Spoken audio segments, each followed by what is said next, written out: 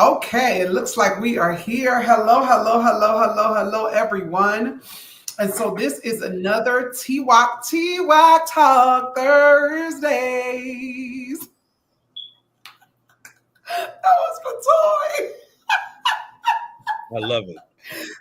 Samaya, that was for Toy. Girl, I had come I up with fell this. out at Toya's face. That disrupted her. Huh? Yeah, and you see her very silently going like this. She does that every time I do that. But however, this is Twoc Talk Thursdays. Welcome, welcome, welcome, welcome, welcome. Thank you for being here with us. Come on in the room. Come on in the room. This is the space and place where we give information to be able to help our community, where we also answer questions to the best of our abilities according to our beliefs and according to the lens that we see things from. And so tonight we are still talking about the state of our country currently. And so we have one new guest and then we have one returning guest. And so I'm going to start and allow him to introduce himself. Well, good evening, everyone. My name is Del Rio Cole. I am originally from New Orleans. I live in the outskirts of New Orleans right now in Metairie, Louisiana, which is literally part of New Orleans, just a suburb. Yes. I'm currently working on my doctoral right now at the University of Kentucky. Trying to do some great things for us, and doing some good work, doing some psychotherapy work, doing some good work inside of the LGBTQ community with young couples, aspiring, couples who want to be married.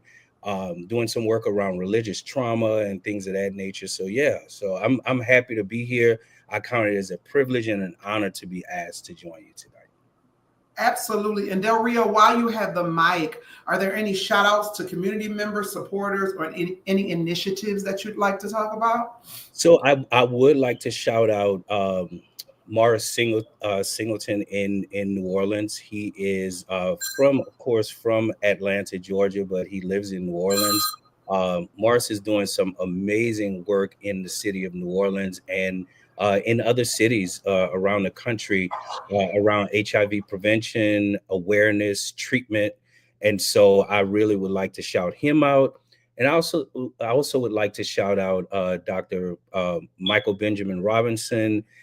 He is doing some work here in New Orleans around mental health, and they're doing some really good work in their respective fields. And so I'm really excited to see how God works in them and through them. Okay, good Yeah. stuff. Good stuff. And now we're moving forward to our hometown sister, our returning guest. She will forever be Twoc. And so we're going to allow her to introduce herself. And after you introduce yourself, any shout outs to community members, supporters, or any initiatives that you'd like to, go ahead and put in the space. You got to unmute yourself. Unmute yourself. Oh, I'm sorry. I apologize, sister. As my sister just said, I am a Twoc, trans woman of color, and I'm so excited to be here today. Samaya, in this current climate, we are trusted women of color for safety I am reasons. a trusted woman of color. How y'all doing? And I am so excited to be here on Twoc Talk Thursdays. Yes, I am a returning person because I just love the mission and vision of Twoc Talk Healing Project. I want to give my sister, both of my sisters, Raquel Henry and my sister Toy Washington, a big shout out for continuing the great work in community. I love you. I love you. I would like to also give a big shout out to Thrive Support Services, where I'm currently the director of programs. And I'm very happy to help them push forward their mission and vision and all of the amazing things we're doing to improve health equity for folks living with HIV and AIDS with our innovative programming. I'm also very excited because we are expanding some of our programming, and since being there, I have created a program called the I Transform program, which is a program that is going to offer services for trans women to get the leadership development and capacity building skills that we so desperately need. And I'm just so excited to bring my curriculum background and my passion for advocacy and community together in this way. And so check us out at Thrive Support Services. That's www.thrivess.org. And thank you so much, y'all. Absolutely. Thank you so much, Samaya. And so, of course, last but certainly not least, well, not last, but next. How about that? Next, I'm Should going be to have, yourself, right? excuse me? Should be yourself, right? No, ma'am, it's going to be you. Then will be myself. Welcome to Twoc Talk Thursdays, Del Rio. No, ma'am, it's going to be you. It's going to be you and then myself. So, Toy, if you could go ahead and introduce yourself, and then any shout outs to community members, supporters, or any initiatives you want to talk about. Okay. Are y'all experiencing a static? Okay. So if everyone, whenever one of us is talking, if all of the other three can mute their mics. Let me see if that helps. That does help. That does help. Well, that sucks. That means we won't be able to have the conversation that the universe, well, it's going to happen, right? And so what am I doing? So Toy, you are you're introducing yourself. And then after you introduce yourself, you're going to do any shout outs to community members or supporters or any initiatives that you'd like to put into this space.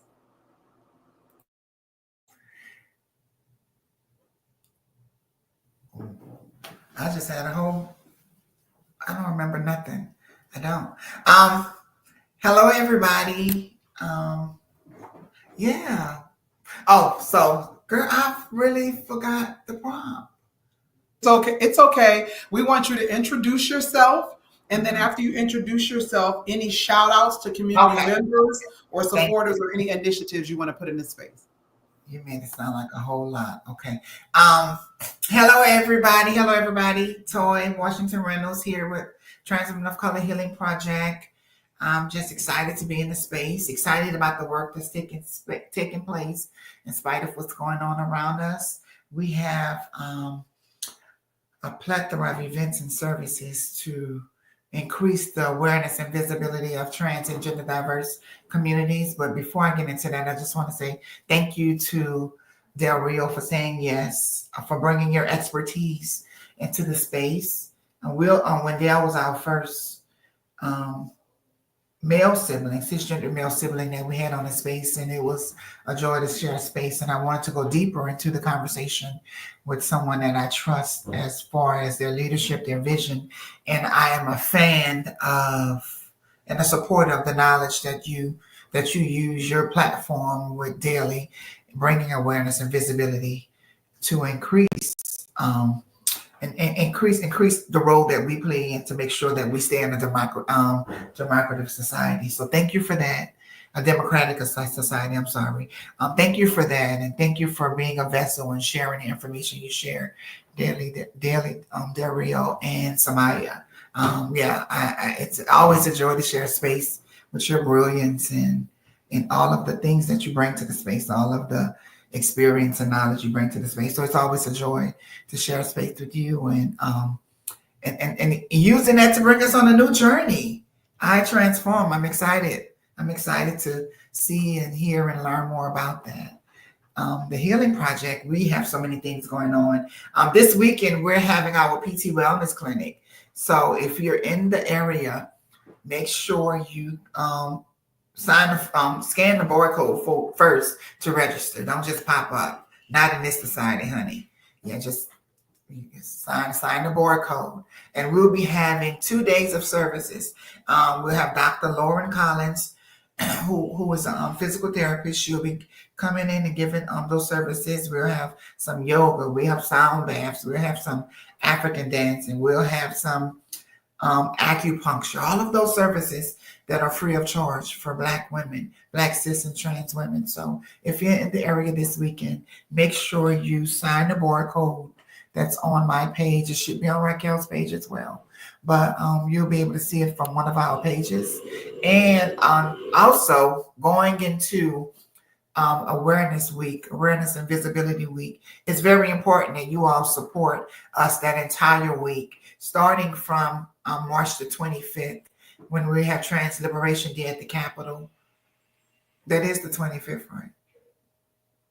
Yeah, that's the 25th. And the 26th is Wildin' Out Wednesday. Wildin' Out Wednesday. I want to make sure my days are right. That's that Wednesday. That Thursday, we'll be at West Georgia University as we do during our college campus tours, making sure that our new leaders are equipped, are well equipped, oriented, and educated on what's important and how they can show up best for community and create a safe space for those folks that identify as trans and gender diverse on the college campus. Making sure they have visibility and a voice and representation. And that Thursday we'll be at the screening of Broken Pieces, this documentary that was created by Marissa Miller. It's amazing. You all have to see it. You have to see it. It's amazing. I want you all to experience it. So we have more information about that on our page. That Saturday we'll be having our T-Dove cookout, Georgia T-Dove cookout in the park. So I know it's a lot of shout outs, but I just want to make sure that we have this information and we use our platforms wisely. So we have Georgia T-Dove Cookout that's going to be at Grant Park March the 29th from 2 p.m. to 6 p.m. So if you're in the area, make sure you stop by. We would love to have you and share and fellowship with you all. And that Monday we'll be at City Hall for the Deeper Than Visibility Summit, hosted by SNAPCO. So it's from 12 to 3 at City Hall. Yeah. Thank you so much, Toy, for that. And so moving forward, what I'd like to do, and we can go right into, after I go ahead and introduce myself, then we'll go into our weekly recap. So Del Rio, just to be thinking, share something meaningful from your week. So, kind of think about that because you're going to be next. I'm Raquel. I am one of the hosts for Twoc Talk Thursdays. This is one of my babies. And I am beyond grateful to be here, beyond grateful to see. Here we are almost 2 years later, and we're still here, and God is still amazing, and things are still flourishing. I have one shout out, and I want to give to the Trans World series that I am a part of. And so we filmed season 2 in July. Our producer actually got sick, so the editing had been paused for the editing. However, editing is taking place again. So by June, Trans World season 2 will be out. I also want to give a shout out to the movie that I just did recently that came out called Pastor. And that's on Amazon Prime. That's on Apple TV. And that's on Tubi as well. Then another movie I did with Lee Daniels, and that's on Netflix, called The Deliverance. I'm in that movie as well. And so God is doing amazing things. God is still keeping God's promises where I'm concerned, where we're concerned. And so indeed, I am grateful about that. And so Del Rio, I'm going to go right on to you. Something meaningful that happened for you this week, a recap, something meaningful. All right. Well, so I don't know, Toy, you understand, I think, living being from New Orleans, a lot of times we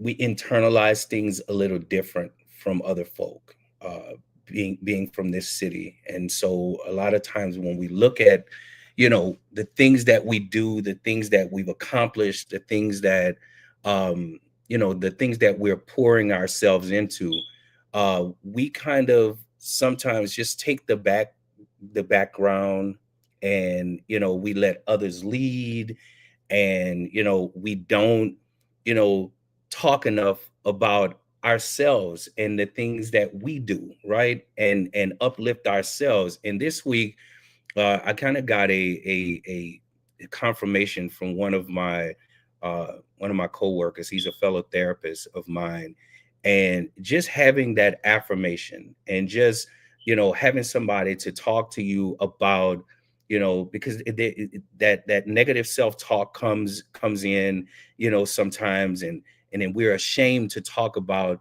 the things that we know God is leading us to do purposely, right? And the things that God is instructing us to do intentionally. Sometimes we're laissez-faire with those things. And then when we see somebody else come across our path and they're doing the thing and they're doing it with confidence and they're doing it with joy and they're doing it with passion, then we're wondering why, we haven't gotten recognized, or why, we don't feel the same way when we're doing the exact same thing that these other people are doing. And he just kind of affirmed some things for me to get me to realize, hey, the path that you are on, the road that you are traveling, other people can travel that path and that road, but they can't be in your lane at the time appointed to you to be in that lane. And so when he said that, I mean, that meant so much. It was just rich to me to know that, yes, another person can do the exact same thing I do, but we have two different impacts in two different worlds, right? With two totally different levels of intensity because of where we are called, one person here and one person there. And I just think sometimes we need to sit in our greatness. It is okay to sit in our greatness and sit in our excellence, and not feel that because we are so good at something that humility, right, is degradation. We don't have to feel like we have to degrade ourselves to be humble. It is okay to say, yes, I am good at this. I am a subject matter expert at this. God has given me this gift to be able to deliver to the people. It's okay to say that. And so I thank God, even though I know that this was a moment of something we learned during the week, I want to uplift my brother, Chase, who is a fellow therapist who this week who really poured into me and was able to affirm me in that area to make me realize, hey, it is okay to live, walk, breathe, sleep in your greatness. When you're asleep, that greatness should still be radiating in the world, And so, yeah, Toy, when you said that earlier, yeah, I use my social media platform to inform the people.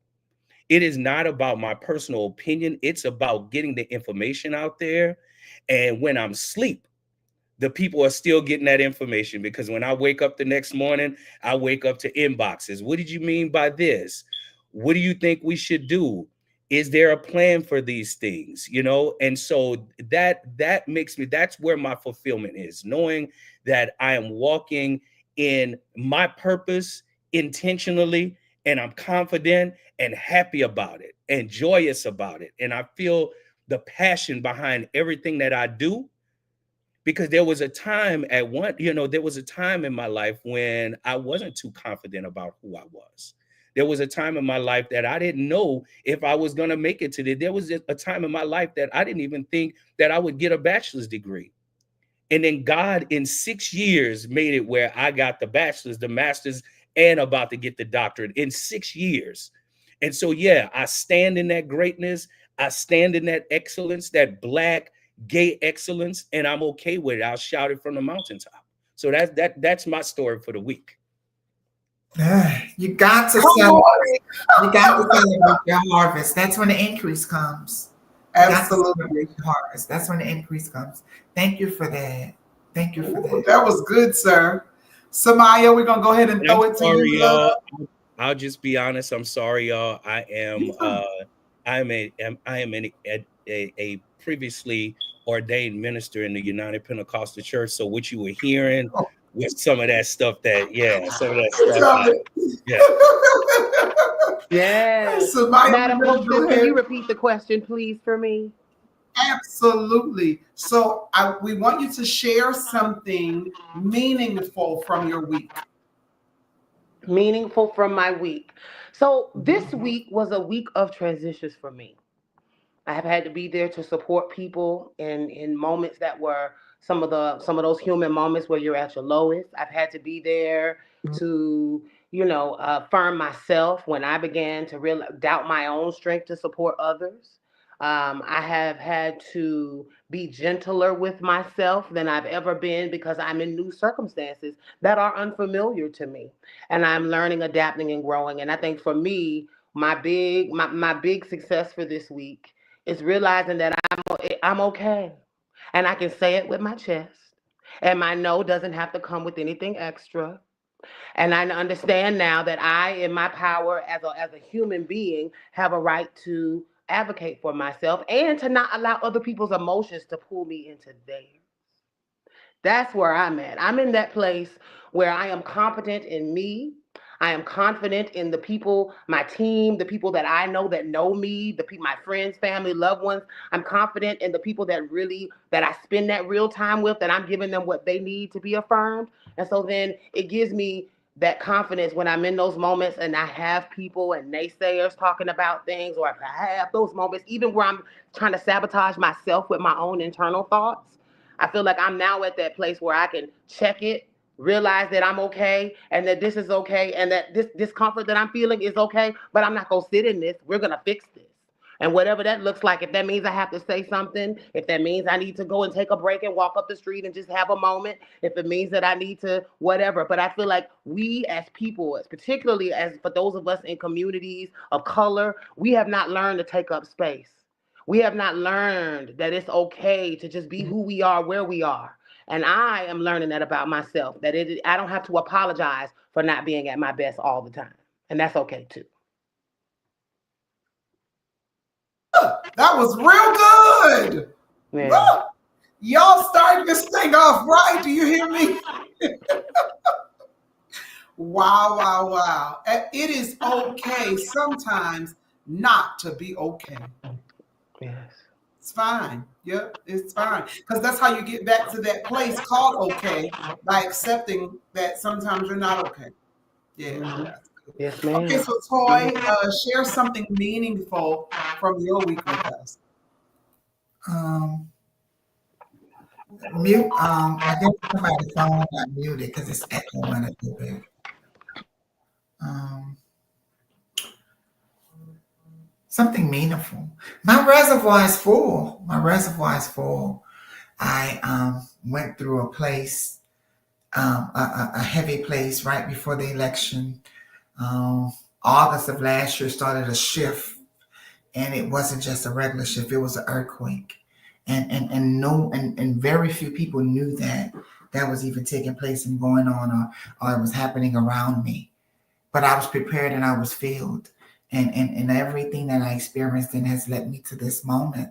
And last week I did something that I have been running from for years. I've been running from for years. Last week, last Saturday, I did my first training because I've been accepted to be a minister. So I did my first MIT training last week, and it was beyond amazing. I didn't realize how much I needed that. I didn't realize how much um, everything that I've been through, everything I'm going through, everything that's happening to me, around me, and in this world. I realized in that moment that I was ordained for it. And there's a calmness that I'm navigating these situations. In those situations previously, I used to feel as though I was not. I'm like, are you normal? Are you okay? This building is on fire and you're not moving at an accelerated pace or any of that. It was, and now I understand why that is. There's a such thing that says the creator and God keeps you through the storm. I didn't even realize there was a storm, because you said something earlier there, Real. What's for you is for you. And there's a comfortability and there's an assurance and a confidence that you have to navigate in when you know and you understand your purpose and your assignment. Understand who you are and what you are, two different things. And beyond anything, I'm clear on who I am and what my purpose is, and how me knowing who I am will never allow someone else to minimize my role, my importance, or my existence in society. And I can't be erased. So yeah, that's my week. That. Yeah. Good stuff. Thank you so much, Toy.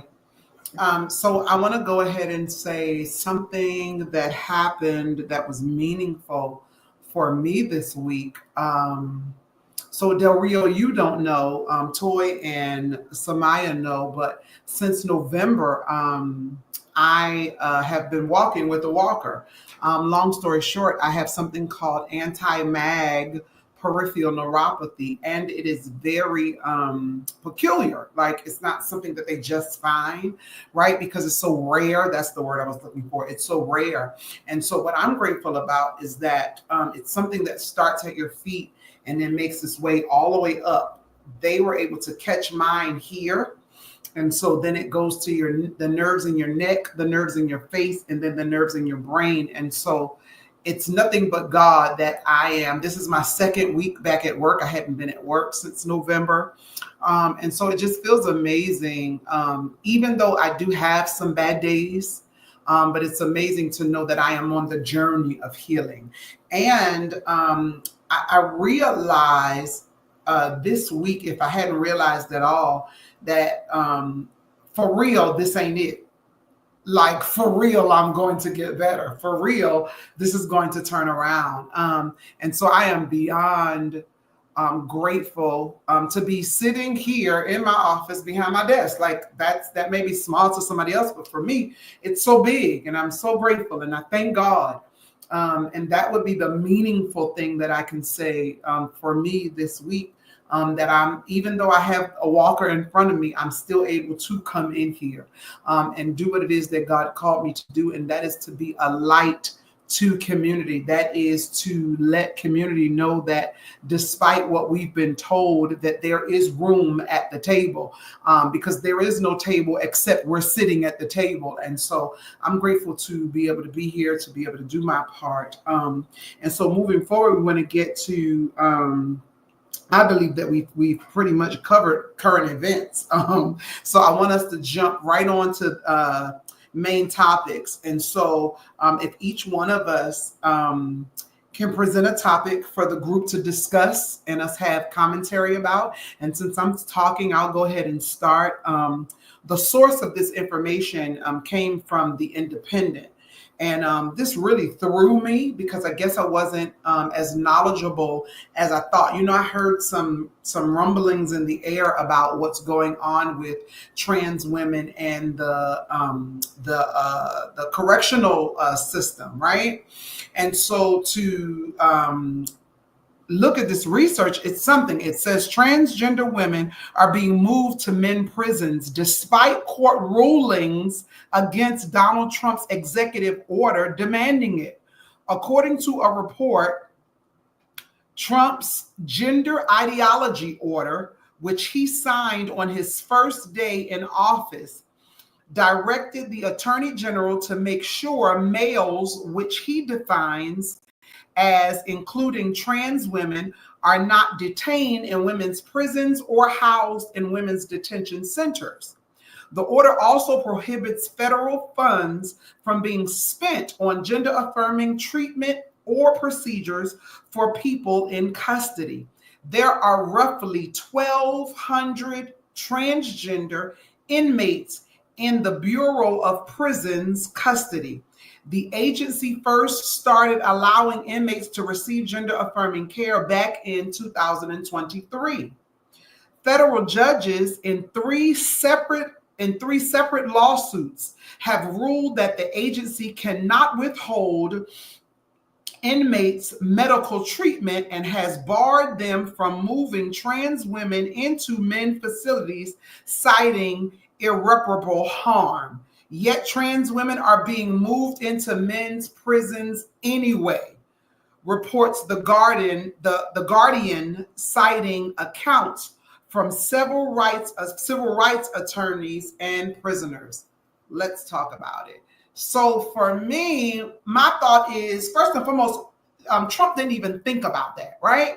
Because had he thought about it, he would have known that the decision that he was making was going to cause more issues. You're going to put trans women in jail with men who ain't been around nobody that was appealing, I would say, to some of their eyes, right? And you're talking about putting trans women in there who have breasts, some of them who are complete SRS, and you're talking about complete pandemonium. You're talking about harm. You're talking about putting us in harm's way. Like we could not be any more in harm's way. It's almost as if he decided, I'm gonna give them, here's one of the death sentences I'm gonna give them, right? Because all men who are incarcerated ain't looking for one of the girls, right? There are some men who us showing up is triggering for them, triggering for their insecurities, triggering for the things that they've been taught or that they believe. And so this right here, just to hear it and then me reading it, right? It's reality, and it's not a good reality. It doesn't feel good that we are purposely being put in front of a gun, pretty much. That's what's happening. And I don't feel good about it. So let's talk about it. Anybody can go ahead and unmute yourself. All right.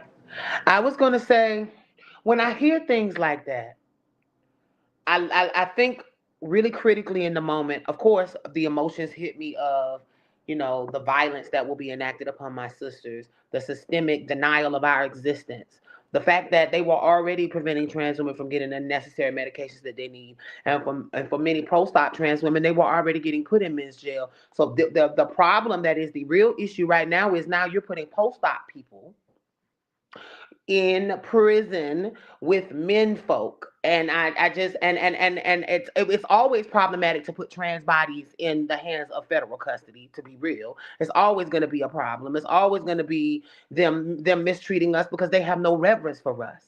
They have no respect for our identity. They're rolling back our civil liberties. So it would already have been difficult in jail. But now, like Raquel said, you add the death sentence of now being in an environment with rapists and people that have hurt and killed people like you, right? And that, we send those people to prison. And then now you're sending the girls in there with their attackers. I just find this to be just a really scary situation, but it is indicative of the times that we're in. The thing that hurts me the most, and this is a quote that I use often, is, in your darkest hour, it is not the words of your enemy you will remember. It is the silence of your friends. Where are the allies beating their breast in this moment in our name? Where are the organizations that get funding for us that are not putting out their statements? Where are the corporations that claim that they are funding innovative programming for trans communities? These pharmaceutical companies that are not using their dollars to make sure that they are putting out and paying for campaigns to make it very clear the medical necessity of treatment for our communities.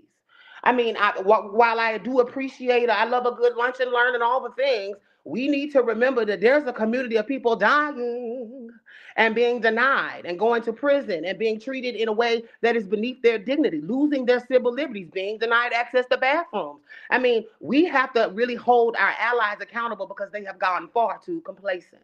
They are comfortable, giving us a little bit of coin here and there, but 10,000 so y'all can have a little cute little event. But we really don't want to change the systems of oppression that affect you, because we profit also.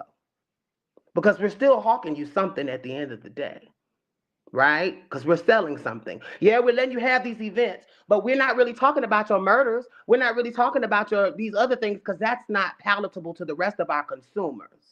So let's be clear, when we make our allegiances, that we're requiring the people that we do business with, the people that call themselves our allies, that they are accountable to us. And that as a community, if you're not supporting and talking about these issues, then you're really not an ally at all. Because like I said, in our darkest hour, it is not the words of the enemy you will remember.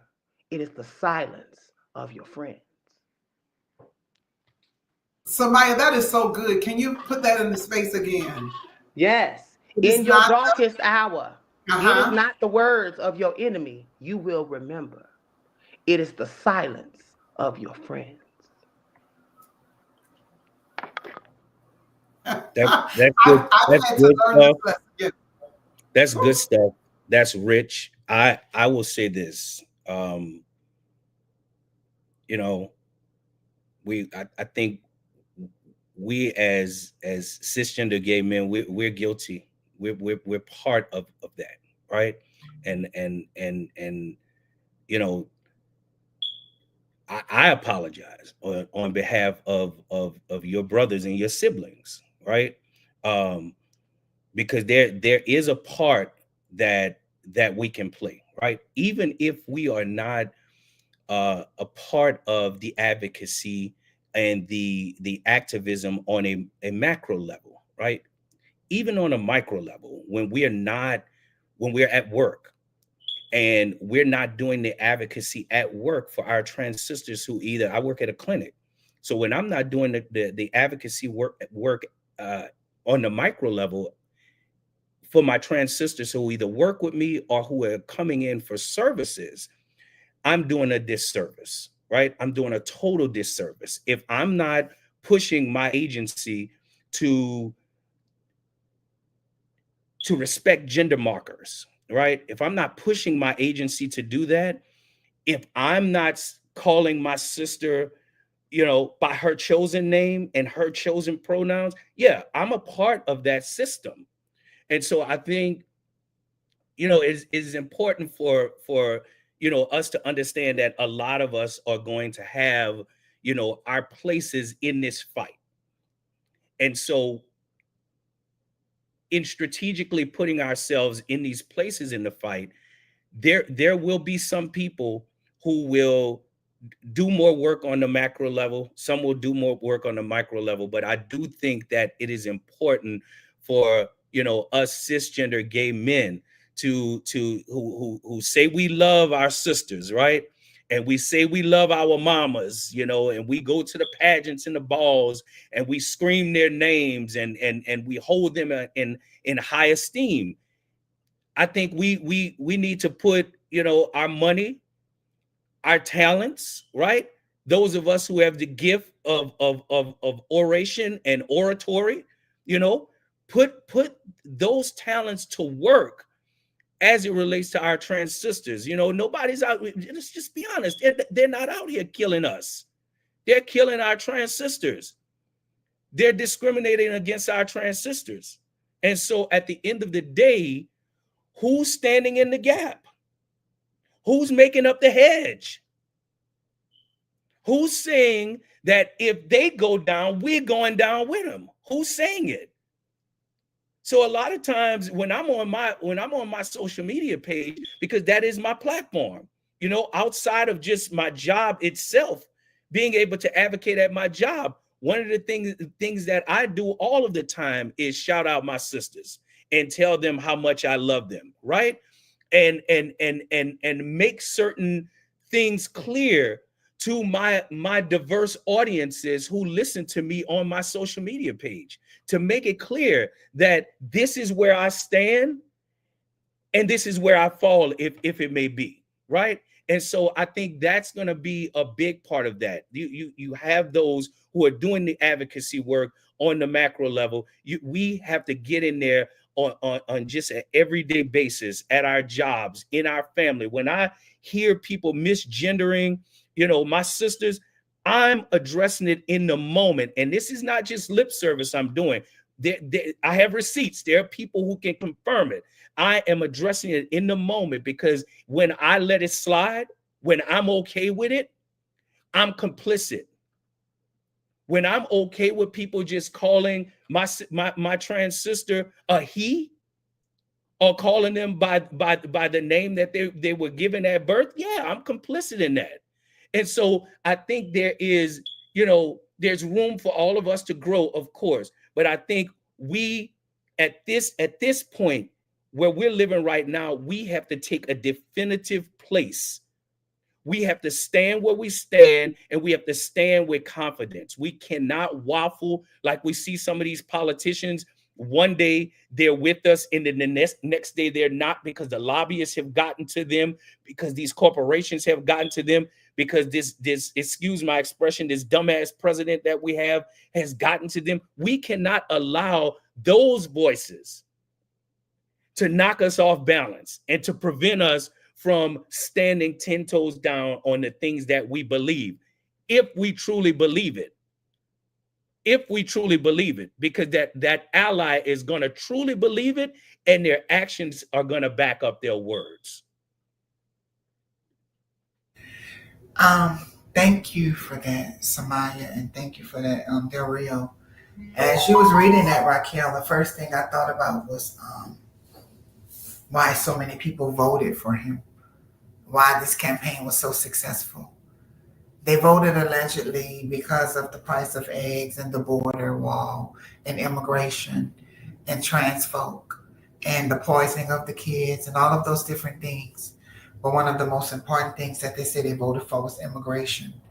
And I'm reminded that every time I see trans folk and their rights being taken, that's a part of their idea of immigration, of deportation. That's a part of that, erasing trans folk from society. That's a part of their deportation. Taking the birthright citizenship from Black folk. That's a part of their deportation. And so when I hear that and when I see what's taking place, I realize that they used our own people to pass these legislations, to pass laws against us. They knew that there was a divide. They knew that there definitely was a divide, and they have used our people to do that. They know that if they were to remove the protections, that will force us to be eradicated. Because they saw the comment sections. They saw when Jess Hilarious and all of those other people with platforms create those conversations that ignite hatred. They know what happens. They read the comments. There's a team of people dedicated to this particular president and his campaign to monitor this, to make sure they're keeping track of these comments so they can now use that to weaponize and galvanize. Because we sat back and forever, we always saying Black folks don't come together, Black folks don't come together. Yes, they have. And yes, they do. A lot of them have came together and decided that they want to eradicate us and that we're the problems, like we're the ones shooting up schools. Like we're the ones that's predators and that we're the ones that's just sexual deviance and touching kids and all of these different things. Yeah, that's the narrative they have painted. And our allies, like somebody said, have sat there and allowed this to happen. There was over $60 million invested into trans folk before this man got into office. And how many millions or how many hundreds of thousands was spent in a campaign to deflect or silence these harmful narratives that they know are not true. They created a whole $20 million campaign for trans folks to eliminate us out of sports. And the 10 people that were in sports didn't even see that properly. 10. They did the math. 10. And so we have to be very mindful of who we share our spaces with and who we share our platforms with. I believe that all of us are not fighting for the same thing. Every slave isn't fighting for freedom. Some slaves are fighting to have slaves of their own. And that's where we are right now. That was good, sister. That last part. That was good.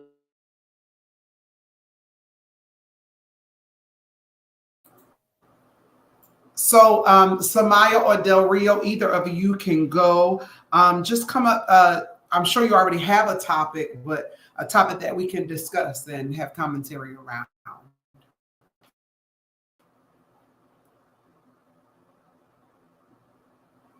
Samaya, I'll defer to you. Either of you is fine. Something that's pressing. Well, okay, I'll go. Okay, so I don't have something specific, but it's a phenomenon that I'm seeing online that I know we can relate to, and I know we can have probably good conversation on the call. I am over the space where somehow trans women are exposing themselves to expose someone else. I don't understand it. It's starting to bother me, but it's trending. There is a phenomenon where women of trans experience are somehow using other people's denigration of them, using the shame that other people try to put on us, and they're wearing it like a mantle to then embarrass somebody. And it used to be, we would hear about the random girl here and there that would have that conversation, that would do that thing. But I'm starting to see us as a community fall into this space of, yeah, let's out these men. Let's put ourselves in this situation where we're creating this dynamic where our existence is focused around the men that are trying to talk to us. And for those of us that have been in this work a long time, we know that we work so hard. For those of us that have been women for a while, we work so hard for our identities to not be focused on a man, right? To not be focused on people thinking that that's what we here to do. A lot of us have had to overcome people sexualizing us and making us feel like there's something about us that's wrong. And I feel a duty as an auntie in the movement now. And we not, I'm at the age now where I can comfortably call myself an auntie in the movement. And as an auntie in the movement, I feel like it's an important for me to bring up that we should remember that we are bigger and more talented, and we have a lot more going on than who we're dating and the rich men that we're sleeping with and the men in our inboxes and the people that we're trying to expose.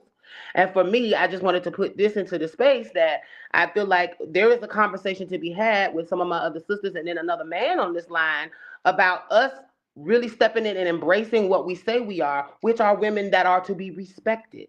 Which means if I disrespect myself in an attempt to out someone else, yeah, I may accomplish one mission, but I've also accomplished the second one that I wasn't trying to intend, which is that I've now dehumanized myself to have this gotcha moment for these viral clicks. And I feel the need to say that because I know some beautiful, talented women who are not leading on their talent, their skill sets, their beauty, their wisdom that they actually hide behind because it's easier to get more clicks and likes from getting attention from gagging people. And so I just wanted to call that out as an auntie in the space because I know for a fact that I know people that are talented and that are coasting on the easy street. And we don't have to do that. We fought through so much to be who we are that why get here and then denigrate it? So that's my topic that I'm adding to the space. I've always had an issue. So for me, the first thing that I heard from that was that that old saying, hurt people, right? And I believe that that happens because the people who were hurt initially forgot about what that hurt was like. And so because we forgot about what it was like, some of us, it's okay to inflict it on someone else, right? But it's really not okay because when it happened to you, it took you through. You know what I'm saying? And so we have got to become more mindful and more conscious of how we respond to things, of how we respond to social media, because the reality is social media already sees us the way that they see us, right? And it's things like that that validate for them how they feel about us. Right, wrong, it is what it is, and that's just how that happens. And so I believe the more that my old bishop used to say, if you take 6 months to mind your business and another 6 months to leave mine alone, you be busy all year long. Huh? 6 months, mind your business, and another 6 months, leave somebody else's alone. That would right there alone stop a lot of the issues and problems that we have. But we're so busy minding somebody else's business, forgetting that when that business was ours, it almost destroyed us, that we keep finding ourselves in this space. And that's just my 2 cents about that, Samaya. Toy.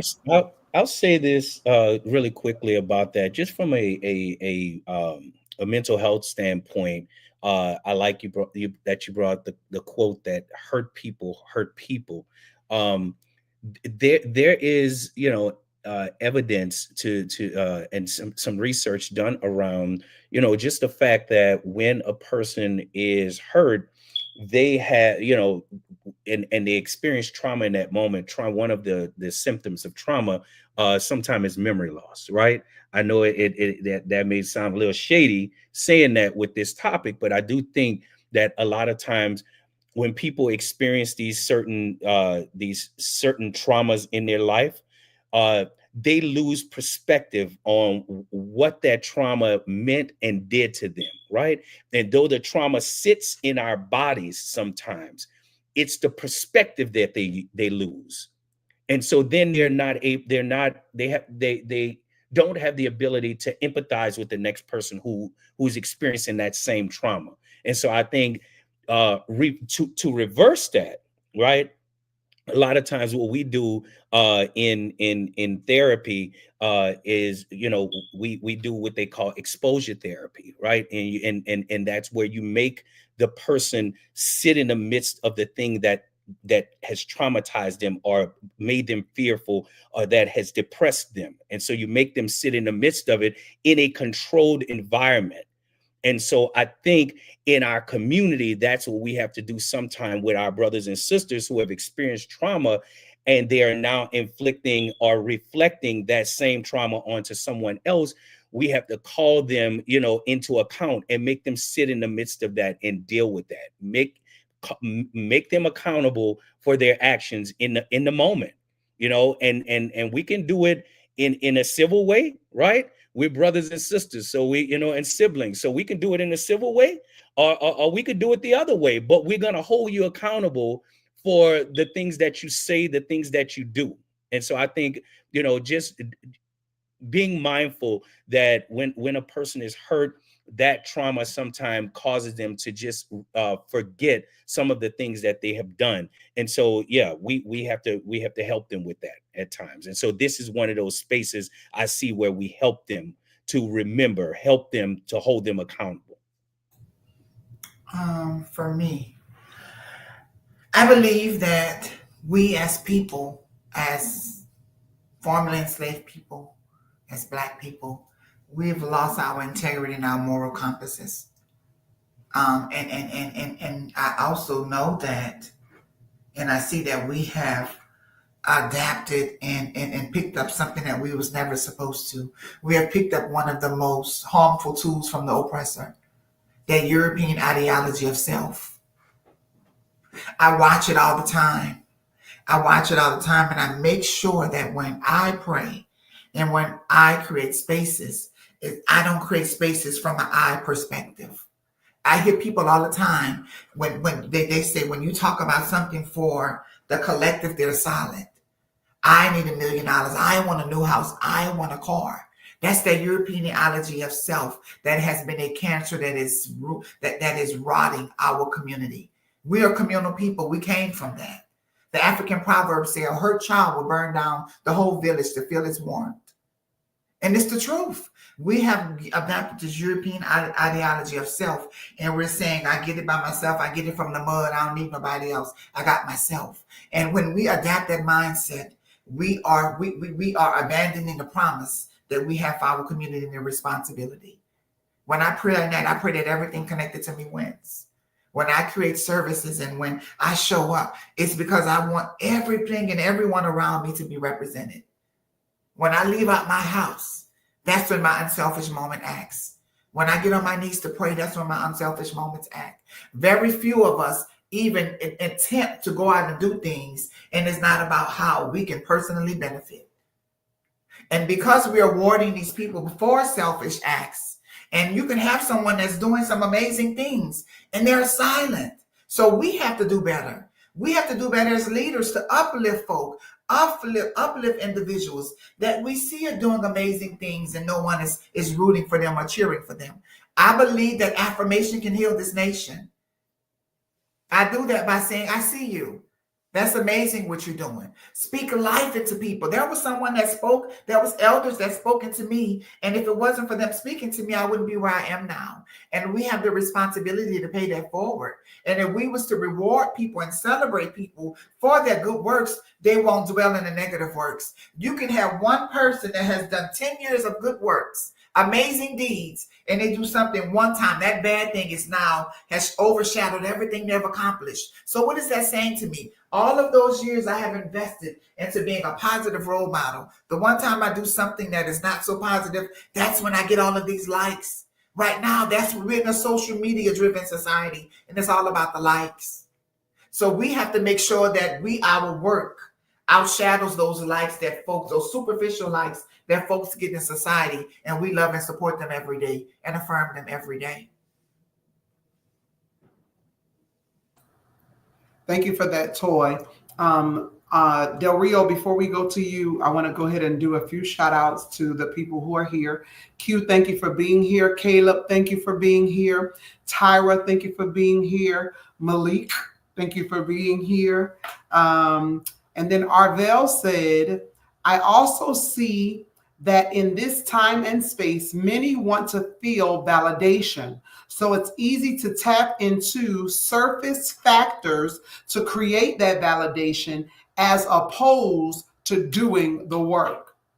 And so, Del Rio, I'll let you give commentary on that, and then you can go into what your topic is that you'd like us to discuss and have commentary around. Okay. So, Toy, you know, I'm going to always bring it back to a biblical perspective when I hear comments, and what you said made me think about the generation that is coming up, right? The generation that is coming up. The Bible says, and this is in Judges 2:10, that there arose another generation, right? This is after the Joshua generation. There arose another generation that did not know the Lord nor the work which had been done in Israel. So this is the thing about the generation that's coming up behind us, right? They don't know the work. They don't know the suffering. They don't know the passion, right? Because they stand on the shoulders of the elders. And so because that door seems so easy to walk through, they think that the path is always going to be easy when they're trying to attain things. And so I think one of the things that we have to do respectfully, right, with those who are willing to listen, those who are willing to sit under the tutelage of the leaders, we have to teach them, right? We have to teach them. We have to give them instructions. Many will not listen because of one of the things that y'all said, that everybody is about self. So they're not going to listen. People are not going to humble themselves. But guess what? In Israel, those people existed and they didn't make it to the promised land. During segregation and slavery, there were those who wanted to go the opposite way. They didn't make it. And so there are going to be at times that group that is going to be resistant to everything that is right. They're going to be resistant to the teachings, the antiquity of the people, right? Black people have a rich, amazing antiquity. And to see a lot of us go and adopt the antiquity of the Europeans, and then what we do, we profane, we make our antiquity profane because we try to mix the two together, and it just does not work. It's not in our DNA. A part of our DNA, and I'm sorry, Raquel, I'm talking so much about this. I can just let this be a part of my segment. A lot of what's in our DNA is when the elders speak, we listen. A lot of what's in our DNA is we sit under the auspices of the expert, and we learn from the expert, and then we move. That's our integrity. But when we go and we make our integrity profane by mixing it with something else, right? That's why our children now think it's okay to speak to their parents the way they speak to their parents, right? I'm a 46-year-old man. My gay mother, to this day, you can rest assured she lives on the next block from my biological mother. And you can rest assured to this day, at 46-year-old, I still give her the same respect that I give my mother. Yes. I know people don't like to hear that. That's not a topic that we like to lean into a lot of times. But I give her the same respect. You know why? Because there are some young people. Number one, she's been in this thing a lot longer than me. I came into this a lot later in life. So though, yes, I may have had some experiences as a man, coming into this, I did not know how to navigate certain things, right? And so I found myself getting in trouble in certain areas in the community because I didn't know how to navigate it. I came out, I was 29, I think. And so as a 29-year-old man, biologically, I was like a 16-year-old in this life. So I was doing my thing, running around doing, and mama had to snatch me. Listen. Now she didn't hit me with a switch, but her words Absolutely. permeated my heart. Yes. Listen, this is what you have to do. You're gonna have to tighten up in this area. You got to be a little looser in this area. You can give a little here, you can take a little from there. And so just hearing that, and to this day, at 46 years old, I still give her that same honor and reverence as mother, right? Absolutely. And everybody knows that when I see Imani Dupree anywhere in the world, I'm gonna give her the respect, reverence, and honor of mother. And I think we have lost that in our community. Yes, Mhm. there are some factors as to why people don't respect. We can get into that conversation later. But at the end of the day, there are people who had mothers and fathers who were strung out on drugs, yet they still gave them the reverence of being their mother. So regardless if mothers and fathers are doing whatever, we still have to give them the respect and the honor, because that's what we learn. That's a part of our integrity. We sit under leadership, we soak in what they teach us, and guess what we do? We bring it, we reproduce that into the young people who now come under us.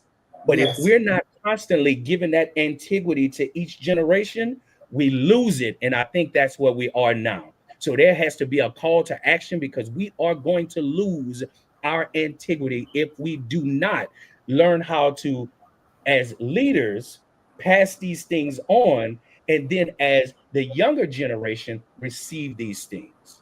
Yeah, absolutely. I want to comment on something you said a little earlier while you were talking, Del Rio. You were saying just talking about how it reminded me of the scripture, and then I'll get to it because then it'll come together. The scripture says, the poor we will have with us always," right? And so that is indicative to everything. So homophobia, we're going to have always. People who just don't get it, we're going to have with us always. Disrespectful folk, we're going to have with us always. I believe it is our call to action that those people who are on the fence, we are to grab them so they don't become a part of that always, that their mind gets to change. But there are just people who we will never be able to shift how they think, how they see things, how they feel about things, because the scripture told us the poor will have with us always, and that is indicative to everything. That's indicative to everything. This conversation is going amazing. I want to give a shout out to Antonio Knox. I didn't see you, but thank you for being here to support us as well.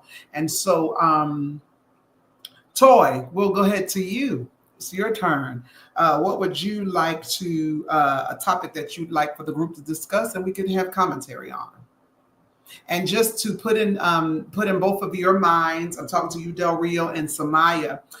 When we're done with the topics, I want both of you to come up with a moment to share something uplifting, hopeful, encouraging. Come up with something to say that can encourage, that can uplift, that can, get somebody feeling better about the space that they're in, opposed to the space that we spiritually see them going to. Yes. Hello, Noel. Thank you for being here. Noel said that is a very important conversation. Toy, it's on you. I love that the conversation was veering away from politics. I really didn't want to get into politics, but I'm here now, so I'm here. During the selection process, I'm sorry, because I don't believe he won. I'm not getting into that. I don't believe he won. I don't. Too many ballot boxes was blown up, set on fire, and many of other things. So, but there was a such thing called Project 2025, and it was a manifesto that was revealed to us that we had not revealed to us. Alleged, well, I guess you can't be. We saw it. We had the chance to look at it. We had the chance to see it, and some of us were in denial about the existence of that. Everything that's on that manifesto has been revealed and is showing up. And now that it's renamed. It's renamed to Agenda 47, which represents the 42nd president. And for those that don't know, Agenda 47 is a campaign manifesto of former President Trump. Yeah, I said former President Trump, that encompasses various policy areas, including education, energy, immigration, foreign policy, crime, economic, infrastructure, and LGBTQIA plus rights. And when they were having conversations, the conversations were not received in our community the way that they should have been. It was more denial from our people. Even now, there's some folks that's denying it. And for me, it behooves me that we are looking at it. We're benefiting. We're not benefiting. We are being impacted by those very things that we said was not going to happen, and that he said he had no knowledge of. But now there's a whole agenda. It's not Project 2025, but it's Agenda 47. And for me, I don't want to get into the conspiracy plays. I really had to stop answering my phone around certain things. But for me, when I look at what's going on, we laugh at what this man is doing. Some of us laugh because they're saying that the things he's doing is crazy. Renaming the Gulf of Mexico, having conversations around taking Canada, having conversations around annexing Greenland, having conversations around moving Gaza, moving the people off of Gaza Strip, sending them to South Africa or Egypt or Jordan so he can turn that into the Riviera.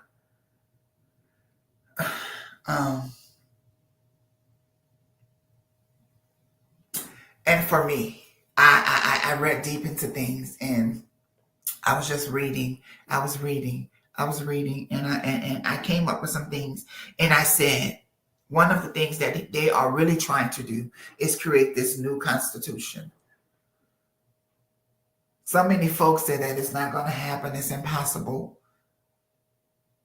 Understand that while they're joking and laughing at the things that he's saying, him renaming the Gulf to the Gulf of America, him having conversations around and annexing Canada, him having conversations on Greenland, understand that once, or if he was to incorporate more land, he would have to create a new constitution to govern these people and to govern the people under this land. So that's why he's so gung-ho, and this administration is so gung-ho about annexing and acquiring this new land, so you can create new laws to govern the people. And for me, I want to have a conversation with us around why is there not many, I stopped watching the news because they're afraid of saying it.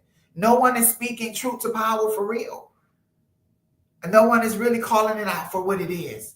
And for me, that has me in a place of not complacency, but I really believe that we have to do a better job of educating our people so they will understand understand that the very things that they say are impossible are the things that they're fighting to make happen right now as we speak. Yeah. I don't know if it was a question. I just want to bring that to the space. But that's why they're pushing to annex Canada. Yeah, it's about tariffs and all that. The tariffs is a tactic that they're using to pressure the folk into joining. It never was about tariffs, because the reality is they don't pay the tariffs. They send their stuff over here, and if we want it, we have to pay the tariffs. We're gonna have to pay the tariffs for if China, Temu and Shein. They have folks that got their stuff, and they're saying your stuff is here, but you have to pay the shipping. Once you pay the shipping, you can get it. That's what tariffs looks like. They send their stuff here, we have to pay to receive them. So the tariffs won't affect those countries, it'll impact us. So yeah, your thoughts, comments, Del Rio? So I'll say this: authoritarian regimes are it is very common to see them, number one, attack the free press, right? And so um, that's why we do not see a press with a spine or a press with a backbone. That's why you see independent press like young men and young women who are up and inspiring journalists who are now getting time from I will not call parties Democratic and Republican anymore, but I will call them the Democracy Party versus the Authoritarian Party. And so that's why you see the Democracy Party, which is made up of Democrats and Republicans, disaffected Republicans, independents. You see them going more to some of these more independent journalists to get their word out, because some of these independent journalists, have 5 million, 10 million, followers or subscribers. And so they're going to them because the free press is being attacked. You have these rich, oligarchs, let's call them what they are, sitting at the top as CEOs of these corporations that then own the news channels. And so of course they are spinning and controlling the narratives that are coming out of these news channels. And then when you get independent voices in these on these news channels, like Joy Reid, like Rachel Maddow, you get pushback from the CEOs because they don't want that to be spoken on their networks. And so the free press is just the beginning of how these oligarchs take over, right? They also dumb down the electorate, right? They get out there and they spin these huge multi-million-dollar ad campaigns on disinformation, and it's a constant 24-hour loop of this information. Let me tell you, though I do not agree with a word that they say, Fox News, they're just smart the way that they handle things. We don't handle things the way that we should. They have this crap that they spew out, this hate, this demagoguery, and they spew it out 24 hours a day. There's somebody on that It's a network that is machine. spewing It's a out machine. trash. Yes, it is a machine. It's what they call an echo chamber. And they put these people in this echo chamber and they're constantly saying it, and it's echoing back from the other way. And they're constantly saying it and it echoes back. And they're in this echo chamber, and they cannot get out of. They're constantly hearing this trash that is being spewed. And so yes, then they believe it. They believe it. And so that's why you have black farmers in North Carolina who voted for Donald Trump. That's why you have Hispanic people in Texas who know this man said out of his mouth that he would deport their relatives, but they didn't believe what he said.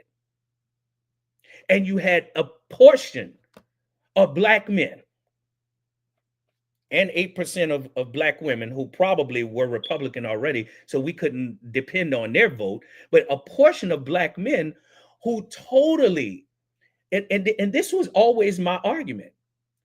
You don't like Kamala Harris. Okay. You know what? I don't see your reasoning, and I'm fine. We have two differences of opinion here about her former policies, what she does as a vice president, and I think in some of those instances I had to take my young black brothers back to civics, because I understand they don't teach civics in high school anymore. So I had to take them back to my 1994 civics class and show them the job of the vice president, and show them how equal branches of government is supposed to work. The reason why this administration will pull the wool over the eyes of the American people is because the American people don't understand the integrity of America. Yes, there are many things that about this country that are horrific, right? But we do have a structure in place. We do have a structure in place. And I think we need to, improve it, make it better, tear down some of it and rebuild it. But we can't just destroy the whole thing. We can't just let the man destroy the whole thing and think that we somehow just survive. We somehow will make it. I don't think that that's plausible. And so I think attacking the free press, diminishing education, we see them doing that right now, right? But I saw a report today from CNN and from Reuters that says that the president has been mulling this executive order that he was going to write to start shutting down the Department of Education. So he's second thinking. But this is what this man is doing. He is causing chaos. What we call it is the overplay for the underlay. That's what we call it, the overplay for the underlay, right? And so I'm gonna make all of this noise up here so that y'all can keep looking up here and down here. This is what I'm doing. I have Elon Musk going into your tax records and going into your financial records. They're doing all these things, and I have the because we don't. Let's have the talk, because we don't vote. Black people just we don't vote because we feel our vote does not count because it's just one. Yeah. So I'm from New Orleans, from Louisiana, and yeah, I saw more people at the non-citizen of New Orleans, Frankie Beverly's funeral, than I saw at the voting polls. Yeah. When I saw that Del Rio, that did something to me. Yeah. I saw my siblings, I saw my brothers and my sisters, and masses under the bridge. And it's a feel-good place. New Orleans has always been a celebratory place, and I love it. It's going to always be home for me. But when I step outside of that bubble called the city, the places where we live, and we see what's going on globally, and the lack of interest that our people have. Yeah. Our people didn't even vote, and now they have a governor that is one of the. I think he's worse than DeSantis. Mm-hmm. You know, so yeah. I don't know what it's going to take to get my people engaged back home. So before we get to do it on a presidential level, because that's the most popular, but that's not the most important. Right. And I tell you, we have an election coming up soon. I was gonna shout that out. We have an election coming up soon in Louisiana, and I'll just be very quick. Mentioning some of the things that are in this, that we will be voting for in this election. And the thing is, for years, people have gone into the voting booth and they have seen those amendments and they just click anything, right? Or they go in there and they see those amendments, and if they don't see a name attached to something that they recognize, then they don't press anything, right? And so we're having an election. Early voting is March 15th through the 20th. Election day is March 29th. There are 4 amendments that are going to be up. Amendment 1 creates a 2-tier justice system for special courts for politicians, right? We're voting no on that. There's no justifiable reasons where politicians should have a separate tier of justice, right? So we're voting no on that. Amendment 2 slashes education and transportation funds under the guise of reform. So what Landry is doing, he is mimicking what Trump is trying to do on the federal level, on the state level here. So we're just going to slash the funds to education. So we're voting no on that too. Amendment 3 is allowing kids to be tried as adults for minor offenses like trespassing. So yeah, take us on back to the 1920s, 1930s, where we could be. Let me correct that. Take us back to the 1950s, 1960s, and some of the 1970s, where we could go to jail for any reason, just walking down the street being black. So trespassing is easy. I'm a former police. I don't think you know this, Raquel, but I'm a former police officer here in New Orleans years ago, and there were things that I saw that I challenged, which is why I'm no longer there. But yeah, you can always do what we used to call on the police department, we call it articulation, right? Okay. That was the word for violating people's rights. So it's Mm. called articulation. So I was able to look ahead. If I saw this young man hanging on the corner and I suspected, because the law is the law. So you suspecting something doesn't meet the burden of proof for then stopping that young man. But if I suspect it, what I do is I work in reverse. I stop him, I search him, I find it, then I articulate it in the report. So in the narrative, I articulate what I did, but Mhm. the caveat here is the miscarriage of justice, because the articulation, a lot of times, the probable cause inside of the articulation was never a real thing, because probable cause is supposed to lead me to the fruit, right? There's a law called the fruit in criminal justice called the fruit of the poisonous tree, right? And so what the fruit of the poisonous tree is I didn't have legal standing or legal right to search this person or to go in their house or to go in their car. And Mhm. so because of that, that evidence is thrown out. And so what they do is they articulate it where they're lying about the probable cause to get to the fruit. And so those things exist. And so this is some of what we see in Amendment 2, allowing them to arrest young people, for minor offenses, trying kids as adults for minor offenses like trespassing. And the fourth thing, letting politicians handpick judges without oversight. So We they're removing the already oversight committee? they're trying to remove that in Louisiana. No oversight of the politicians handpicking judges. So we're voting no on all of this. But if people are not engaged, if people are not, you know, planning to go and vote, or they're going to vote and they don't know what these amendments are, yeah, we're gonna be doomed if some of these things pass. We're gonna be doomed. When the governor was up, when we had the gubernatorial race, 30% of eligible voters voted. 30%. If just New Orleans, if the eligible voters in New Orleans, Yeah, black voters in New Orleans, not white Democrats, black voters in New Orleans would have gone to vote, there would not be a Governor Landry. There yeah, would be a Governor Gary Chambers right now, yeah, a black man, first yeah. black governor of this state. So what do you think is that? Because it's cultural, everything. I believe that every city and every state is different.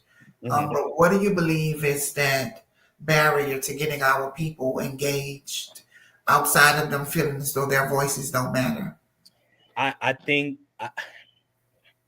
you want me to, yeah, we're about honesty here. So I'm just going to be honest, right? I think in New Orleans, we have a culture of feeling that everything has to be incentivized. And if it's not incentivized, we really don't have too much stake in things that are not incentivized. Yeah, In voting, we do not see the fruit immediately from voting a lot of times. And so, because it does sometimes take cycles, right, to see laws enacted that were probably passed in the prior Congress. yeah, And so I think always looking to be incentivized yeah. is a spoiling of the people. It's a spoiling of our people. And so yeah, Okay. our people are not moving in a way that we're doing things intentionally. We're not doing it intentionally because we want to see change. We're doing it because we're going to get something out of it, right? So Trump said, I'm going to give y'all $5,000. So, hey, yeah, big Yeah, eyes. Now yeah. I'm going to vote for this guy. And he was in a grocery store and paid for two people's grocery, Right. and it was, and so you said something that's so powerful. As a service provider in community, we have to incentivize our services, even though we're providing services that we know our community need. But if they're not incentivized, They're not gonna want it. They're not. They're not No, gonna want it. they're not. And what's in it for me? Because they look at it, okay, well, you telling us about this, but look how you're living and all of those different things. So they're trying to see how can they benefit in the present for something that's going to help their future. Right. And it's illegal to incentivize voting. We can't give you no money, bro, to get out there Well, and you vote. get it in the My grocery sister, store. we can't give you no money to go vote. You just have to believe that. You have to believe that the things that and that's why that's why mobilization is so important. Mobilizing around a cause, getting with your people and understanding the cause, and then mobilizing and getting more people to understand the cause. And then your one vote won't seem so mediocre and menial to you. You will literally see that, hey, there are other people who think, believe the way that I believe. There's also this other phenomenon of us not seeing the intertwining of our intersectionality. I think that's a big issue. I think a lot of times we don't see, I'm sorry, a lot of times we don't see where as a black man, this white man next to me may move in his white privilege versus being gay, understanding that because I'm black, right, I don't have the same privilege. Yeah, we're both gay, but you have a privilege that I don't have. And so there are times where he will step out of his intersectionality, right, into his privilege. And so I think that's what's going on a lot of times. People who, and listen, I'm talking about men too, right? We a lot of times step out of our intersectionality of being a part of the LGBTQ community and a part of being black, and we step into our privilege as a man. And we forget that our sisters and brothers are still depending and waiting on us. I'm glad you said that, because when I say it all the time, I'm met with so much resistance. Patriarchy is the thing. It's the thing, and it's so predominant in this community. It is so predominant in this community.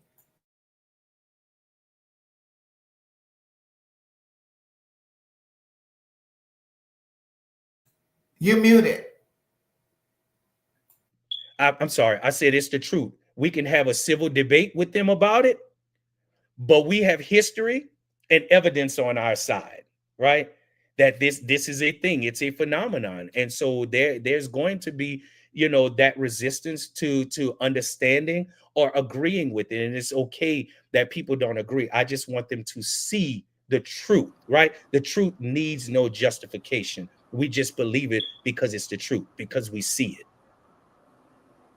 Wow. So we'd like to interact with our audience. And so I want to go over here. Noel said, is it that we don't vote because they don't understand how directly we are impacted? Malik said, speaking of probable cause, they are actively pushing Trump to pardon the officer who murdered George Floyd. Any thoughts around that? I feel like for a lot of people that dislike and have disdain for black bodies, George Floyd was a symbol that we can't get away with what we used to anymore. There has been an entire culture in this country built on the slave catcher putting his foot on our neck in more ways than we really can say on this call, right? And so George Floyd was the moment for a split second, a little wrinkle in their plan happened, and it actually went global. And it actually represented a loss from them of a privilege that no one had ever contested really like that before. We all know people in our lives and in our world who have been killed in similar manners. People disappearing, police in the swamps. We've heard about these things, but it was an unspoken privilege that they had, particularly police officers. So to lose that privilege, for white people to feel like, you mean the police can't kill them anymore on my behalf? We can't even tell them anymore?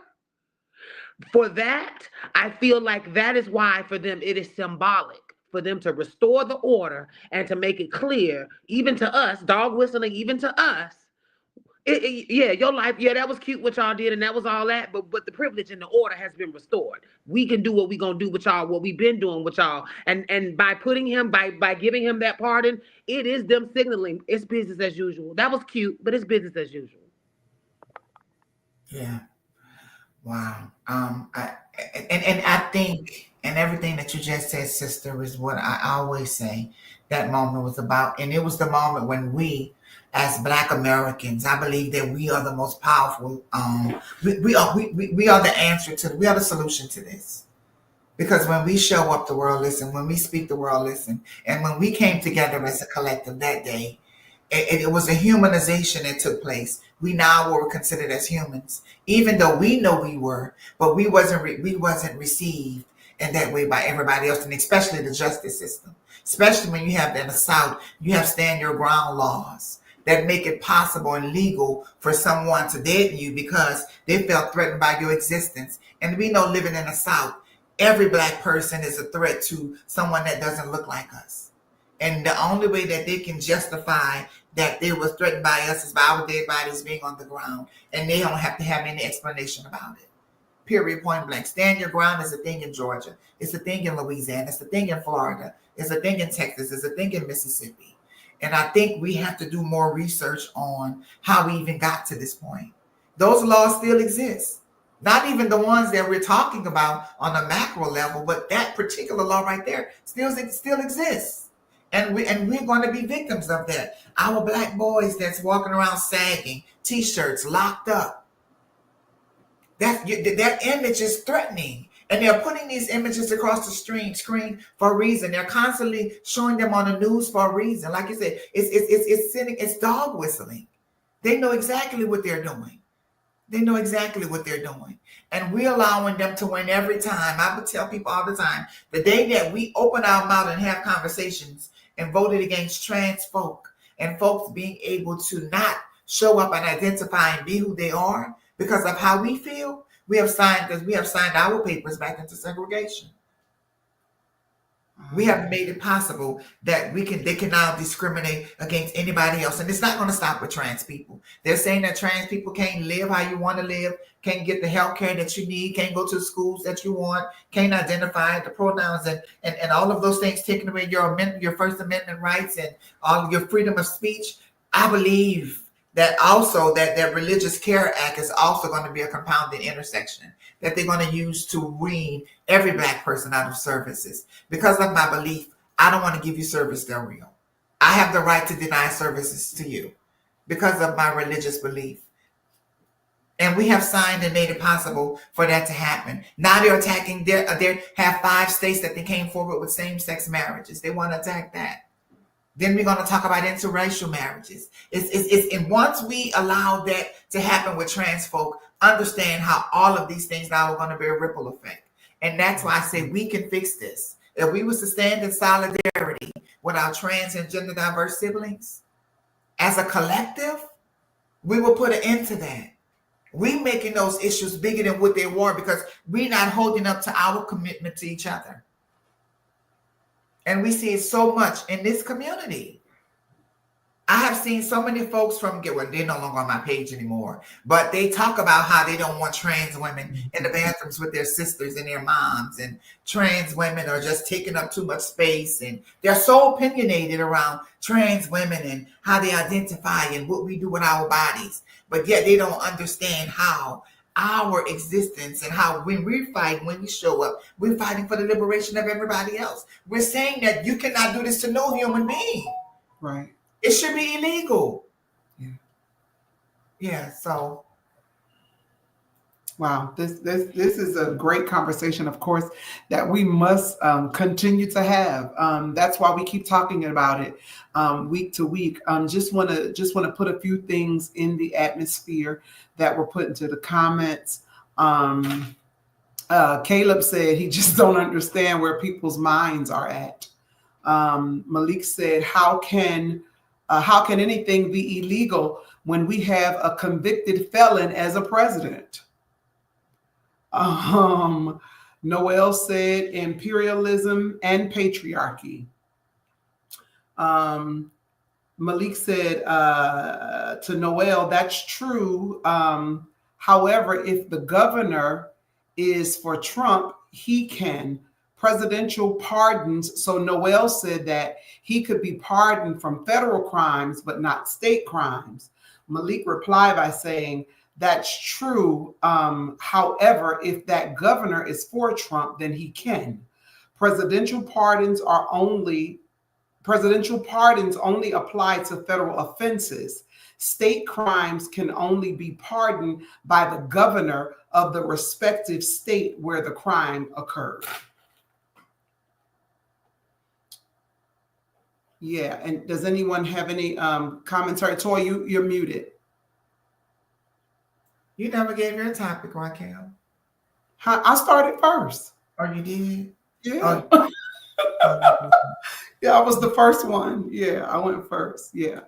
So this again, like I said, this has been an amazing conversation, a conversation that we've got to keep having, that we must keep having. And unfortunately, time is winding down for our Twoc Talk Thursdays tonight. So I want to start with Samaya. Just something that you can say that's uplifting, that's encouraging, that can give someone a sense of peace in the state that we're in now. And then after Samaya, Toy, you can pick up, then I'll go, and then Del Rio, you can go. And then we'll have some closing thoughts and some call to action, and that'll be that. I'm going to end it how I started, by reminding everyone that it's okay if you're not okay. But the goal, the strategy should be to try to find a way to get to that place of okay, and whatever that looks like for you. We are all in a new normal where we are all living with a certain level of uncertainty about tomorrow, about the decisions that are beyond our control. But I want to encourage everyone under the sound of my voice in this moment to know that it is okay to be uncertain. Don't judge that. But operate from a place of gratitude in that, right? We can still find things to be grateful for while not being okay. We can still be sad that we lost a loved one and still be able to enjoy that TV show that we like, that walk with our dog, that workout at the gym, that moment where you are pouring into yourself and taking a moment to look up to God and say, thank you for this. I feel like we don't have to wait for life to be perfect, because life will never be perfect. So if you're waiting for life to get perfect before you can operate in happiness and gratitude, you'll never get there. So we have to take that moment right now to affirm, pour into ourselves, and to know that I'm okay to not be okay, but this is some good pizza, or this is some good salad, or this is a cute little car ride, or thank God my car is not on the side of the road. It might be on E, but it's still pushing. Amen. Sometimes you have to stand in that place of uncertainty and know that God is. Amen. For me, I always say, and I believe that if you don't agree with something, move around. Don't put your mouth on the movement. Don't put your mouth on the movement. If you don't agree with it, just move back. Shut up. Don't be counterproductive.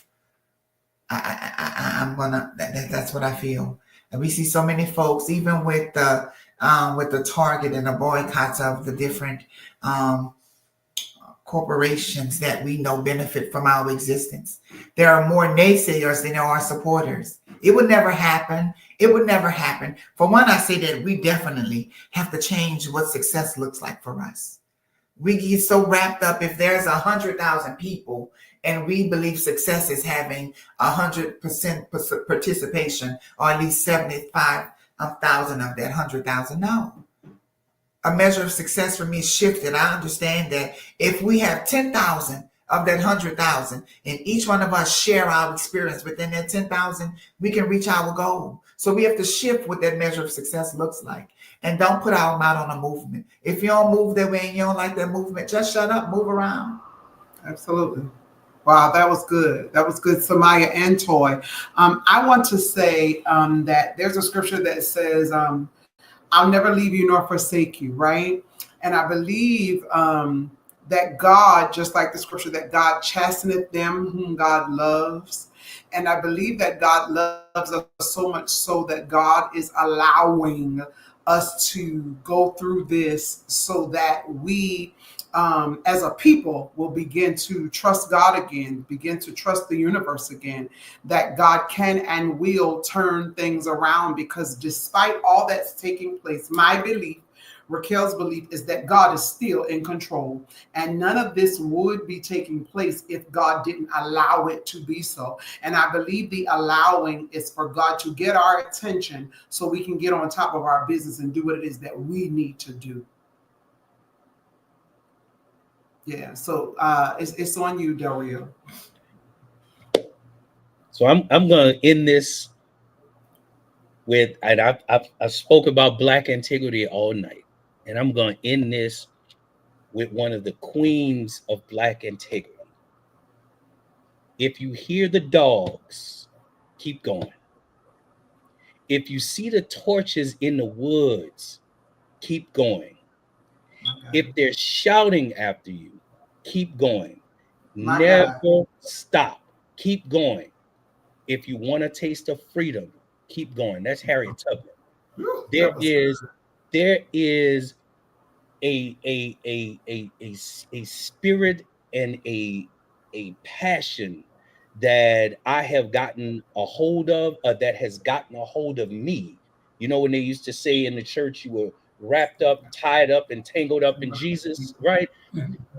There's this spirit, this thing that has really gotten a hold of me, and I've gotten a hold of it, and it can't let me go, and I'm not letting it go, right? Mhm. That regardless of what the end is, I plan to run on and see what it's gonna be. That's my Listen. whole purpose. I plan to run on and see what the end is Yes. gonna be, because Mhm. at the end of the day, God will sustain us. God will provide, right? God will protect at the end of the day. I just feel Mhm. like we have to continue doing our work as God does his work, because faith Yes. without works Is is dead. dead. Yeah. Mhm.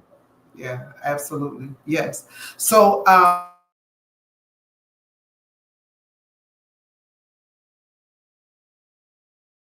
We can't hear nothing you saying, baby.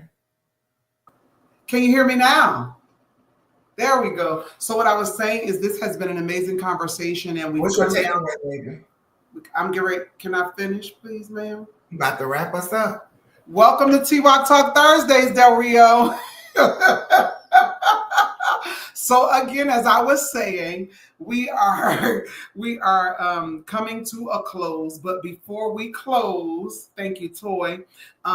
Any thoughts that anyone has, a quote, a call to action, or a final message to leave with our viewers? And I'll go last just so that I can close the Twoc Talk Thursdays out. So, Toy, I'm gonna go ahead with you first. Any closing thoughts, a quote, a call to action, or a final message? Yes, ma'am. I want to go with you. I thought we did that already. No, ma'am, we did not. Oh, I was somebody go ahead. gonna Toy, where are you tonight? I thought we did that. Did we not do that? No, we actually just did our inspirational segment, darling. Oh, that's what that Oh, was? that's what that was. Yes. I thought we was closing. Oh, girl, I thought No. okay, never mind. I thought I had went. Okay. Yeah. Mhm. Yeah. They're not listening to me, Del Rio. Okay, I well, don't you go know. ahead. You mirror what this looks like. Teach the children. You mirror what this looks like. How about that? Baby, you couldn't tell me I hadn't finished with that amen. I didn't know. Yeah. So you go on the mirror. All right. Well, before I mirror, because Del Rio was paying attention, my sisters were not. My sister and niece were not. But however, Del Rio, I'll let you go, and then I'll go ahead and close us out. Okay, I'll take it. So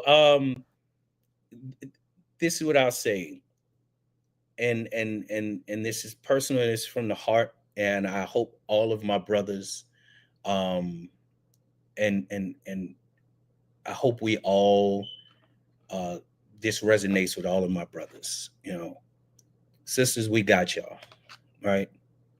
Ask, tell me, write it down, send me an email, send me a text, let me know what I need to do, because I'm in the fight, and I'm in the fight for me.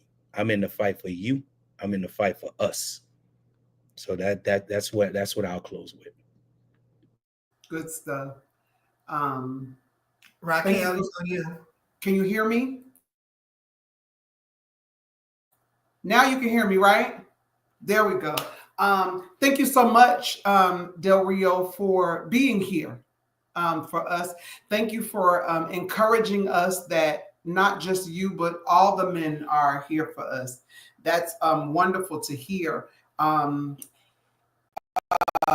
go back to what you said earlier. Faith without works is dead, being alone, right? And so, thank you for having the faith that men are going to do the work to show up for us, that allies are going to do the work and show up for us.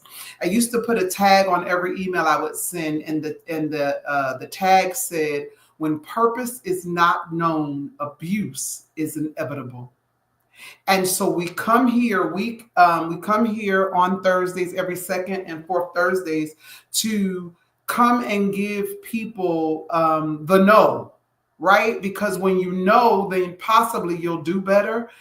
When you know the purpose, possibly you'll change what you would have done, so that you won't find yourself abusing any person, place, or thing, right? So we have got to get to the space in place where we continue to give the knowledge, continue to give direction, continue to give our part, continue to give our part and do our part, so that our community, as we always say here at Twoc Talk Thursdays, can get on the journey to being healthy, healed, and whole. Because that is just the journey that we all want to always be on, being healthy, healed, and whole. And so my name is Raquel, that's Toy, that's Samaya, and that's Del Rio. This has been another Twoc Talk Thursday. But before we go, please, everyone, tell our viewers how you can be reached. I can be reached. Excuse me, ma'am. Hey, what you doing, baby? Excuse You're me. supposed to give your statement. I said mirror. You passed it over to Del Rio, and then you said me and Samaya. What's going on? What? Okay. Well, I'm because that's not how I understood it. But amen. That's amen. Y'all, because y'all wasn't here when I said. Toy is on her own with that one because I knew. I know it. Not what she said. No, girl. Thank you, Samaya. I said I know. Let me pull it back up. I believe that my amen had concluded. Look, I got it right here, baby. There go right there, baby. Of course, he would say that. Honey, we're not. Listen, Toya. Thank you, Samaya. I'm. I was with her last time, but I'm with you now. Girl, you know what? Well, I got one back with me, Del Rio. Jesus. You didn't pose 2 segments and ain't said nothing for both of them. It's a democratic society. We got 3. Come on over, Toy. Come on. Yeah, so please come on over. You know what? I'm gonna be obedient. I'm gonna shut my fat ass up. So you can reach me at Raquel, that's RAHKELH at TWOChealingproject.org. Samaya.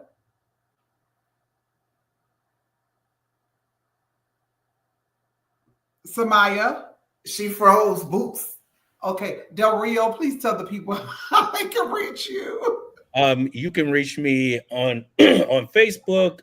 My name is Del Rio Cole on Facebook. You can reach me on Instagram. My handle on Instagram is the Chemist, DA Chemist, K instead of a C. So DAKHEMIST. I think those are the best ways to reach me. And you can reach me at Toy at TWCHealingProject.org. Toy at TWCHealingProject.org. And I would just like to leave with saying you cannot separate peace from freedom, because you cannot be at peace without freedom. So for those people and those folks that saying I'm not moving right now, I don't want to interrupt my peace, you have no peace without freedom, sweetie. So get up out of your seat. And if you're going to be counterproductive to movement, stay in your sleep. Don't even sit in your seat, sleep. Just don't put your mind on the movement. But there is no peace without liberation and freedom. Absolutely. That was amazing, Toy. That's Malcolm X. That was good. Mhm. Well, it still rings true today. It So is. again, like I said, Samaya's phone has probably been showing out because it did earlier. She did a whole costume change, has she not? Mhm. Did your heart not burn with the costume change?